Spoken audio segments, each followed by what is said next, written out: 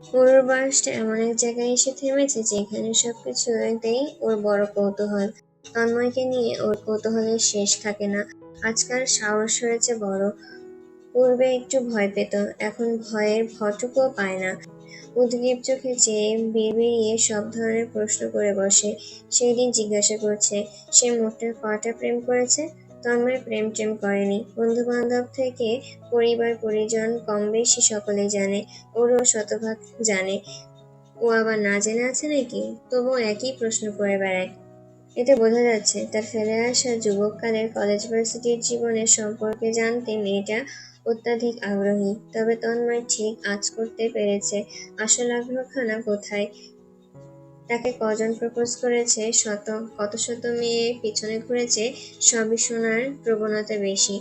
সাবিহ একদিন ইনিয়ে বিনিয়ে কৌতূহল সুরে বলেছিল, তোমাকে ঠিক কতগুলো মেয়ে পছন্দ করেছে। এই সম্পর্কে জানতে ওরও আগ্রহের শেষ থাকে না। আকাশ ভাইয়ার যুবককালের আলোচনা করতে বসলে ও নির্বিকার থাকে। যেই তোমার কথা ওঠে ওর থেকে ভালো শ্রোতা আর কেউ হয় না। তন্ময় ভেবে পায় না এসব জানার আগ্রহ ওর কেন এত। সারাদিন ওর মাথায় ঠিক কি চলে। বাল্যকালে তন্ময় একটি ইংরেজি নোবেলের বাংলা অনুবাদ পড়েছিল, যেখানে লেখা ছিল, যুবতী মেয়েদের মতিগতি বোঝা আর পর্বতের চূড়া ছুঁতে পারা অনেকটাই একই বিষয়। তন্ময়ের আপাতত তাই মনে হচ্ছে। আর পাগলচোর মাথায় কি ঘুরে বেড়ায় ওই জানে। সে নির্লিপ্তভাবে দেখে শুনে রেখে বড় করেছে ঠিকই, তবে সবসময় তো আর দেখে রাখতে পারেনি। স্কুলের গণ্ডি তো একাই পেরিয়ে এসেছে, কলেজও পেরিয়েছে। কখনো তন্ময়কে আশাহত করেনি। ও সর্বদাই গুটকাল থেকেছে। ছেলেদের সাথে মেলামেশা বলতে শুধু এহসান। এহসান আবার বোকাশোকা ছেলে। একই বয়সে হলেও ছেলেটা ওরকে বোনের নজরে দেখে। তন্ময় দৃষ্টি দেখেই বুঝতে পারে। তাই কখনো নিষেধাজ্ঞা জারি করার প্রয়োজন মনে করেনি। ওর ছেলেবন্ধুহীনতা একদিকে তন্ময়কে প্রশান্তি দেয়, সে আবার পজিটিভ ধাঁচের মানুষ, যা নিজের তা একান্তই নিজের। সেখানে অন্য কারো দৃষ্টি পছন্দ অপছন্দ তার ঠিক হজম হবে না। ওরও যখন নবম দশম শ্রেণীতে পড়তো, অজস্র ছেলে পেলে তন্ময় আড়ালে আবডালে পিটিয়েছে ওরকে প্রপোজ দিয়েছে বলে। সেসব কথা কে জানে? কেউ নয়। আড়ালে আবডালে কাজ সেরে সেখানেই ব্যবস্থা ধামাচাপা দিয়ে রেখেছে। এইসব ভেবে দুর্লভ হাসে তন্ময়। স্বভাবসুলভ হাত বাড়ায় পরনের টি-শার্টের বোতাম খুলতে। অফিস হতে ফিরে ঘরে প্রবেশ করা মাত্রই এটি তার প্রথম অভ্যাসে পরিণত কাজ। আজও তাই করতে ধরেছিল। বুকের কাছটায় দুটো বোতাম খুলতেই অরুর অস্তিত্ব মস্তিষ্কে এলো।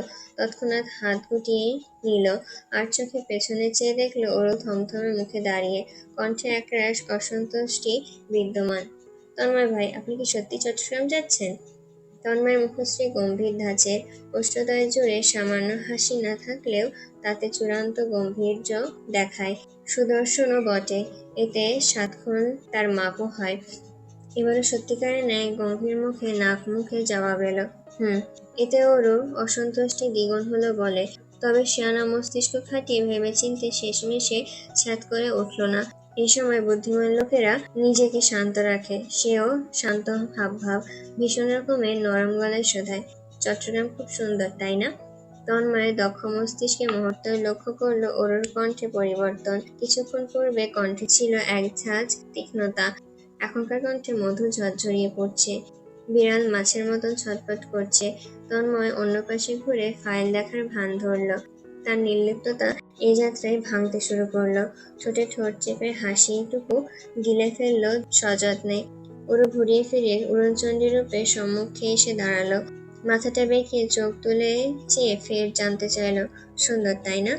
তন্ময়ের ভাবান্তর হলো না বুঝি। সে নির্বিকার চিত্তেই গিয়ে এবারও ছোট করে বলল, হুম। ওর উতলতা এতে মোটেও দমল না। আমি কখনো যাইনি। একটু গিয়ে ঘুরে আসতে পারলে মন্দ হতো না, তাই না? তন্ময় ভ্রুদয় কুঁচকে বসল। মস্তিষ্কের বাতি জ্বলল যেন। মুহূর্তে সে স্পষ্ট খেয়াল করলো অরুর আকার ইঙ্গিত কোন নদীতে ছুটছে। ও ঠিক কোন নদীর মাঝে নজর ফেলেছে তাও কিঞ্চিৎ আন্দাজ করে ফেলেছে। তন্ময় গম্ভীর গলায় কোনোমতে বলল, হুম। অরুর চোখ মুখে প্রত্যাশা। ভাবলাম এবার ঘুরে আসবো। কি? অরুর নির্লিপ্ত দৃষ্টি ফেলে চটপটে ভঙ্গিতে শোধালো, আপনার সঙ্গে আমায় নেবেন? তন্ময় বাকরুদ্ধ চমকিত চোখে চাইল। হৃৎপিণ্ড উথাল পাথাল সমুদ্রের ন্যায় কয়েক দফায় লাফালো, পরপর শান্ত হলো চূড়ান্ত স্থির নদীর মতন। অরুর ভোলা ভালা সরল মুখখানিতে দৃষ্টি রেখে প্রশ্ন ছুড়ল, কি বললি? ওরও খানিক গুটিয়ে এলো, সঙ্গে যেতাম। সঙ্গে গিয়ে? ওরও হেলদোল হলো না। একটু ঘুরবো। তন্ময় বিরক্তি হওয়ার প্রয়াস করলো, চোখ মুখে গাম্ভীর্য এনে চেয়ে বলল, আমি কি ঘুরতে যাচ্ছি? ওর কণ্ঠ মিনমিনিয়ে শোনালো, আপনি কাজ কি সারাদিন করবেন? যতক্ষণ করবেন ততক্ষণ আমি হোটেলেই থাকবো। আপনি ফিরলে একটু না হয় ঘুরবো। তন্ময় অশান্ত ভঙ্গিতে অন্যদিকে ছুটল। ওরও পিছন পিছন চলে এলো। একই প্রশ্ন বারংবার করে মাথাটা খেতে লাগলো। শেষমেশ চোখ মুখ বুজে বলল, বাবার পারমিশন নিতে পারলে যেতে পারবি। ওরও নিভু নিভু চোখ জোড়া জলজল করে উঠল। উত্তেজনায় ধরফরিয়ে উঠল বুকের ভেতরটা। অবিশ্বাস্য গলায় বলল, সত্যি? চাচ্চু পারমিশন পেলে যেতে পারবো? পরে আবার অস্বীকার করে বসবেন না তো তন্ময় ভাই? আমি এক্ষুনি যাচ্ছি। চাচ্চুর পারমিশন পাওয়া এক চুটকির ব্যাপার। ওরও একদরে বেরিয়ে গেল। তন্ময়ের বুক চিরে দীর্ঘ নিঃশ্বাস বেরিয়ে এলো। বিছানায় গা ছেড়ে বসলো। নিজ ভাবনায় বিভোর হলো। ওরকে নেওয়া কি ঠিক হবে? পাংচুয়াল কোনো টুইস্ট না হয়ে যায় আবার। সে আজকাল আর নিজেকে ভরসা করতে পারছে না। যতটুকু সম্ভব দূরত্ব বজায় রাখে। ওর সঙ্গে একত্রে নিরিবিলি সময় কাটানোর ভাববার সাহস করে না। কথায় আছে, নিষিদ্ধ জিনিসের প্রতি আকর্ষণ বেশি হয়, বিপরীত চরিত্রের প্রতি মহব্বত দ্বিগুণ আসে। আর তার বেলাতে দুটোই খাপে খাপ মিলে গেল। আশ্চর্য! মোস্তফা সাহেব সবেমাত্র ফিরলেন অফিস থেকে। তার আবার আজকাল কাজের চাপ। নতুন শিপমেন্ট এসেছে গোডাউনে। সব কাজ কি আর ম্যানেজার অ্যাসিস্ট্যান্ট দিয়ে করানো যায়? নিজেকেও খাটতে হয়। ক্লান্ত দিন শেষে বাড়ি ফিরতে লিভিং রুমে বসলেন। জাবেদা বেগম ঠান্ডা লেবুর শরবত হাতে নিয়ে এলেন। ডেকে গ্লাস ধরিয়ে বললেন, ফ্রেশ হয়ে নাও, ভালো লাগবে। মোস্তফা সাহেব উদাসীন গলায় বললেন, তা না হয় নিলাম। নিলাম নয়, নেব। অগত্যা শরবতটুকু গিলে উঠে দাঁড়ালেন মোস্তফা সাহেব। সেই মুহূর্তেই ওর উপস্থিত হলো ঝড়ের গতিতে। তন্ময় দোতলায় দাঁড়িয়ে নিপুণ দৃষ্টিতে সবটা দেখতে প্রস্তুত। ওরও এক পলক দেরি না করেই জানায়, চাচ্চু, আমি চট্টগ্রাম যেতে চাই। চট্টগ্রাম ঘুরতে চাই। সেখানকার প্রকৃতির দৃশ্যগুলো দেখার জন্য আমার এই চোখজোড়া অধীর আগ্রহে তৃষ্ণার্ত। বেকুব বনে গেল মোস্তফা সাহেব। আচ্ছা, তা না হয় গেলাম। সবার সাথে কথা বলে দুটো দিন বের করে সকলে মিলেমিশে যাব। ওরও বিব্রত হলো খানিক, তবুও সরল গলায় বলে গেল, আমি কাল যেতে চাচ্ছি। মোস্তফা সাহেব আশ্চর্য হয়ে বলতে নিলেন, কালকে নিয়ে যাবে? বাকিটুকু গলায় আটকে গেল। কাল তো তার গুণধর পুত্র চট্টগ্রাম যাবে। ওরও কি তার সাথে যাচ্ছে? ভ্যাবাচ্যাকা খেয়ে সে নিজের মাথা তুলে ছেলেকে দেখলেন। খবিশটা হাসছে। দেখছো কাণ্ড ছেলের? লাজ লজ্জা নেই বললেই চলে। যাকে বোনের নজরে দেখে না তার সাথে কিসের ঘুরতে যেতে চাওয়া? নির্লজ্জ ছেলে একটা। কোনো ঘোরাফেরা হবে না। বিদ্রোহী কণ্ঠে মোস্তফা সাহেব সাফ সাফ দ্বিমত করতে মুখ খুলবেন, পূর্বে আনোয়ার সাহেব লিভিং রুমে আসতে নিয়ে বললেন, তন্ময় তো যাবে কাল চট্টগ্রাম, ওর সাথে ঘুরে এসো। শোনো, ভাইয়াকে আবার জ্বালিও না। কাজ করে ফ্রি হয়ে ঘুরতে নেবে। সে পর্যন্ত ভদ্রভাবে থাকবে। যা বলবে শুনবে। পারমিশন পেয়ে ওর হৃদয় আনন্দে উচ্ছ্বাসে পরিপূর্ণ। অন্যদিকে মোস্তফা সাহেব ভোঁতামুখে ছেলের দুর্লভ হাসিটুকু কোনোমতে সহ্য করে বললেন, এই ছেলে, তোমার সাথে কথা আছে, বাগানে এসো। চাঁদহীন মেঘহীন আঁধারে আসমানটা মাথার উপরে, জমিনে সবুজ শীতল ঘাস, চারিদিকে অহরহ ফুলের লালিত্য।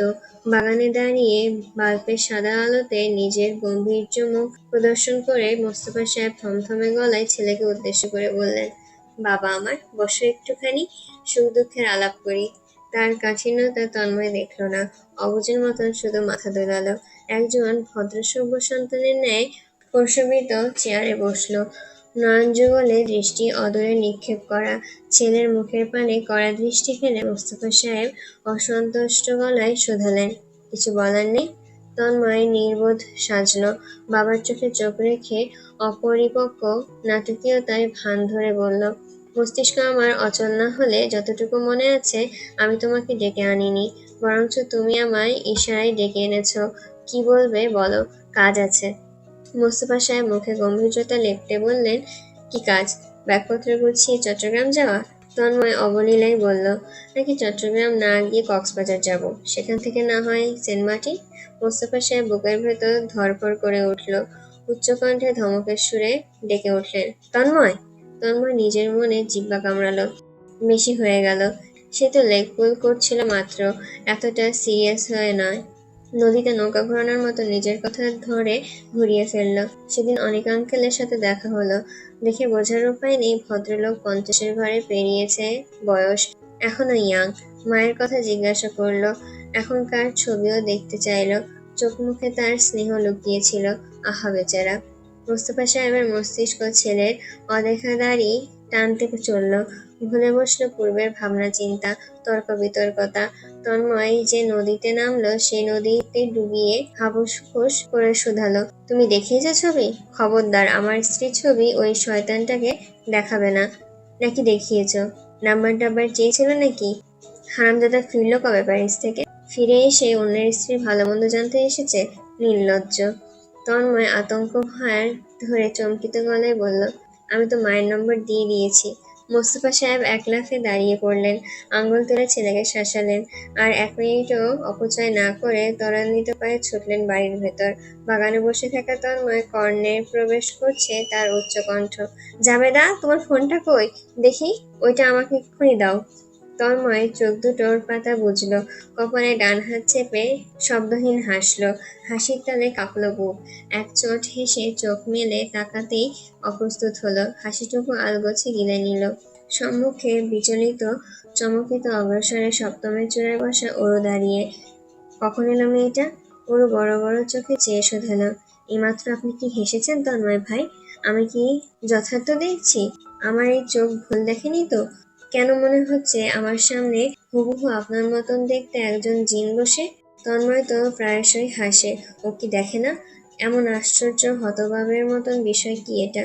ওর প্রশ্নের সামনে আর ওর মুখের হাবভাব দেখে তন্ময় এই যাত্রায়ও হাসি পেল, তবে হাসল না। নির্বিকার ভঙ্গিতে বলল, আমি জিন। ওরও ফ্যালফ্যাল চোখে চেয়ে বলল, জিনের বয়স কত? নিশ্চয় তন্ময় ভাইয়ের চেয়ে বেশি। তন্ময় ভাইয়েরই তো 30। তন্ময় আশ্চর্য হল, মুহূর্তে ভয়ঙ্কর চটে গেল। গমগমে গলায় বলল, 30? এক চড় মেরে দাঁত ফেলে দেব। আমার 28। তুই 30 কোথা থেকে জানলি? ওর সাদা ধপধপে দাঁত বের করে দেখিয়ে হেসে বলল, মাত্র 2 বছরের ব্যবধান। ওই একই ব্যাপার দাঁড়ালো। তন্ময় স্তম্ভিত না হয়ে পারল না। আশ্চর্য! সাধারণ বিষয়ের হাস্যোজ্জ্বল তন্ময় যে ক্ষেপে উঠবে তা কি ওরু জানত? সে ধীরে সুস্থে পেছন সেটে যাচ্ছে। কয়েক কদম যেতেই ঘুরে দৌড় লাগালো। তন্ময় পেছন হতে চেঁচালো, এই তুই দাঁড়া! কে শোনে কার কথা? অন্যদিকে বাবাদের নাকানি চুবানি খাইয়ে তৃপ্তিতে আনন্দে থাকা তন্ময়ের আনন্দ আর রইল না। থমথমে হয়ে এলো মুখমণ্ডল, ভ্রুদয় কুঁচকে ফেলল, চোখ মুখে আধার নামিয়ে বিড়বিড়িয়ে উঠল, আমার বয়স ওর বেশি মনে হচ্ছে? মাত্র 28 বছরই তো, এর থেকে ভালো বয়স হতেই পারে না। পরদিন ওর কই মাছের মতন ধরফড়িয়ে তার সম্মুখে ঘুরে ফিরে বেড়ালো। এতে তন্ময় নির্বিকার হয়ে রইল, চোখে মুখে অগোচরে তাকালো না। গতকাল রাতে ওর বলা কথাটুকু এখনো তার হৃদয়ে গেঁথে আছে। এভাবে বয়সের ব্যবধান তার গলার কাটা হয়ে বিঁধে থাকে। তার উপর তারা 2 দিনের জন্য বেরোবে মাত্র, তাও কাজের সূত্রে। তবে মহারানী ভিক্টোরিয়ার লাগেজ দেখে তাহার বোঝার উপায় নেই। এই লাগেজে 2 দিন বলে মনে হচ্ছে না, মনে হচ্ছে লম্বা ট্যুর দিতে যাচ্ছে। না হলে এত ভারী লাগে কেন? লাগেজ গাড়িতে তুলতে নিয়ে তন্ময় আশ্চর্য না হয়ে পারল না।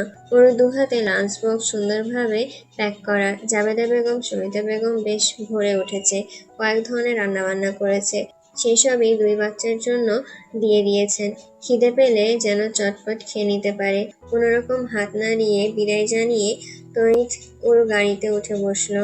তার উতলা দেখে হাসলো সামিয়া আর রুবি। দীপ্ত আফসোসের সুরে জানালো, আমিও যেতে চাচ্ছি। মুক্তি বেগম কান টেনে ধরে ছেলের, নিজের সঙ্গে নিতে নিতে বলে, স্কুল যাবে কে? মোস্তফা সাহেব চোখ মুখ চূড়ান্ত গম্ভীর। এতে উদাসীন তন্ময়, হাবভাব একই তার। সে আলগোছে বাবার উঁচু নাকের ডগা দিয়ে হেঁটে গিয়ে গাড়িতে উঠে বসে। মোস্তফা সাহেব মনে মনে তিরস্কার করেন নিজেকে। তিনি দিব্যি বুঝে ফেললেন ছেলে তাকে সুকৌশলে গতকাল বোকা বানিয়েছে। তার সফট স্পটের ফায়দা তুলেছে বাটপারের মতন। তার ছেলেটা এমন কিভাবে হয়ে গেল? আশ্চর্য। ওর স্টোরিও ছাড়লো। একটা বাংলা গান চলছে, মেঘের নৌকা তুমি। গানের সঙ্গে তালে তাল মিলিয়ে গুনগুন সুরে তুলে গান গাইছে, জানালার কাঁচ নামানো। ও গাড়িতে থাকলে কখনো কাঁচ তুলে রাখা যায় না। তন্ময় বৃথা চেষ্টাটুকু করলো না তোলার। গাড়ি চালানোতে মনোযোগী হলো। সূর্যের সোনালি রশ্মি ক্ষণে ক্ষণে এসে ভিড়ছে ভেতরে। তীক্ষ্ণ ভঙ্গিতে চোখে লাগছে। ডান হাতে স্টিয়ারিং কন্ট্রোলে রেখে বাম হাতে প্রাইভেট স্পট হতে সানগ্লাসটা বের করে নিল। সেটি পরে ফেললো অবলীলায়। খেয়াল করলো ওরও নিজের হ্যান্ডব্যাগ থেকে সানগ্লাস বের করলো। সেটিকে বেশ সময় ধরে যত্ন সহকারে মুছে পরে নিল। পরে দুবার আড়ালে আবডালে চাইলো। তার দিব্যি না তাকিয়েও তন্ময় অনুভব করলো, এভাবে তো সে অ্যাক্সিডেন্ট করে বসবে। সে কি ভুল করলো গাড়ি এনে? প্লেনের টিকিট কাটলে বুঝি ভালো হতো। চেয়েও তো মস্তিষ্ক পরিপূর্ণরূপে রাস্তায় থাকছে না। মস্তিষ্কের অর্ধেক পর্যবর্তী সিটে বসা অরুকে আর অর্ধেক রাস্তাতেই। এরপর অ্যাক্সিডেন্ট করে রুহু থাকবে অরুতে আর শরীর থাকবে রাস্তায়। নিজেকে তিরস্কার করে ধ্যানমগ্ন হলো গাড়ি চালাতে, কিন্তু তার মনোযোগী হতে দিল না। ওরা তার কনসেন্ট্রেশন বুড়ো আঙুল দেখিয়ে হাস্যোজ্জ্বল কণ্ঠে বলল, তন্ময় ভাই, সুমন আঙ্কেল এলো না যে? তিনি যাবেন না? আপনার প্রত্যেকটা বিজনেস ট্যুরে তো উনি সঙ্গে যান দেখতাম। তন্ময় মুখে কুলো পেটে থাকলো। এখন সে তো আর নির্লজ্জের মতন মুখ ফুটে বলতে পারবে না, তুই সঙ্গে যাবি বলে সুমনকে পাঠিয়ে দিয়েছি রাতেই। ওরও দমল না। প্রবল আগ্রহী ফেলে শোধায়। তন্ময় ভ্রুদয় কুঁচকে এই যাত্রায় বলে, আগে চলে গেছে, কাজ ছিল ওখানে। ওর আফসোসের সুরে বলল, সঙ্গে গেলে মজা হতো। তন্ময় বিরক্ত হলো বটে। কি মজা হতো? বারে, গল্প গুজব হতো, হাসি ঠাট্টা হতো। আঙ্কেল ভারী মজার মানুষ, আমার তাকে বেশ লাগে। তন্ময় নিজের মনে আওড়ালো, আর আমি? আমি কি মজার মানুষ নই? তন্ময়ের কণ্ঠে অসন্তুষ্টি ঝরঝরে পড়ল। তাহলে বাসায় দিয়ে আসি, যাওয়ার প্রয়োজন নেই। ওরও অবাকের চূড়ান্তে। সে তো কথাবার্তা চালানোর সামান্য চেষ্টা চালাচ্ছিল, নিজে তো কথাবার্তা বলছেই না। বুড়ো গম্ভীর মুখে বসে ওর প্রথমে আগ বাড়িয়েছে, তাতেও পানি ঢেলেছে। ভেঙচি কেটে ওরও অন্য পাশে ফিরে রইল। কথাই বলবে না সে আর। তবে সেই প্রতিজ্ঞা বেশিক্ষণ টিকলে তো? ক্ষণিকের মধ্যে পুনরায় মাথা ঘুরিয়ে অনর্গল কথা বলে চলল। একদণ্ড কথা না বলে থাকতে পারে না। পাশে নিজের মানুষ থাকলে তো প্রশ্নই ওঠে না।